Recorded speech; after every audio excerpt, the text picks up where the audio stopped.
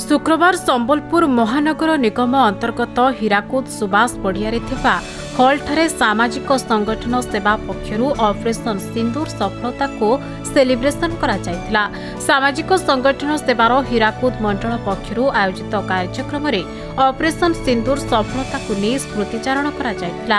एथिसह भारतीय सेनार पराक्रम को प्रशंसा करा जिबा सह ऑपरेशन सिंदूर अभियान को नै आलोचना करा जायतिला।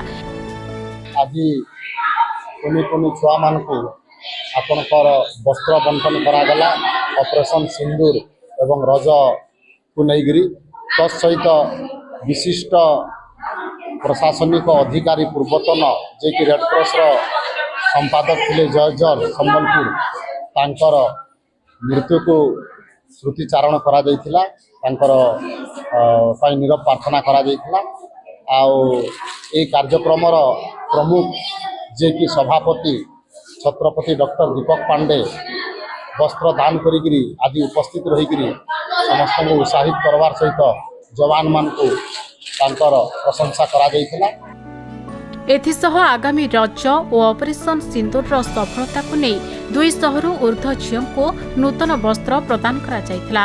एह कार्यक्रम अवसर में जिला रेडक्रॉस सोसाइटी पूर्वतन संपादक जय जॉर्ज को परलोक में 2 मिनिट नीरव प्रार्थना करा जिबा सह तांको प्रति मिलित श्रद्धांजलि ज्ञापन करा जायतिला। एह कार्यक्रम में सामाजिक संगठन सेवा पक्षरु सभापति छत्रपति डॉक्टर दीपक पांडे, मुख्य उपदेष्टा निहाल सिंह, सेवार सभ्य सभ्या माने उपस्थित रहिथिले। सक्सेस ऑफ ऑपरेशन सिंदूर आज सेलिब्रेशन कलु हमर सेवा ऑर्गेनाइजेशन हीराकुद मंडल पक्षरु आउ रज उपलक्षे 200 ऊर्ध्व छुआ मान ड्रेस बंटन कलु। आमर जय जॉर्ज सार्जेन थे संगे आम बहुत अटैचमेंट था बहुत प्रोग्राम कर रेड क्रॉस तरफ शोक मृत्यु लगे शोक लगे आम शांति प्रार्थना करूँ अपना सन्मति लगे कार्यक्रम।